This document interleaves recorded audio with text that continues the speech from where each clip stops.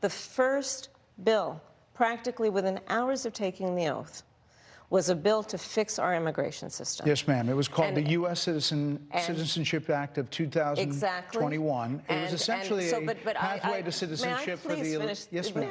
May I finish responding, please? But you have to let me finish, You please. had the White House and the House and the Senate, and they didn't bring up that bill. I'm in the middle of responding to the point you're raising, and I'd like to finish. Yes, ma'am. Well, first of all, turning the page from the last decade in which we've been burdened with the kind of rhetoric coming from Donald Trump that has been designed and implemented to divide our country and have Americans literally point fingers at each other.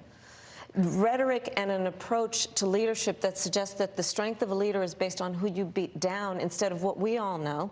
The strength of leadership is based on who you lift up. The strength of an American president, which is one who understands that the vast majority of us have more in common than what separates us. Madam Vice President, more than 70% of people that is about turning the page on rhetoric that people are frankly exhausted of, Brett. More than 70% of people tell... Brett, I'm sorry, and with all due respect, that clip was not what he has been saying about the enemy within that he has repeated when he's speaking about the American people. That's not what you just showed. Well, he was asked about that specific... No, that's not what you just showed. In all fairness and respect to you, that was the question that we asked him. You didn't show that, and here's the bottom line. He has repeated it many times, and you and I both know that.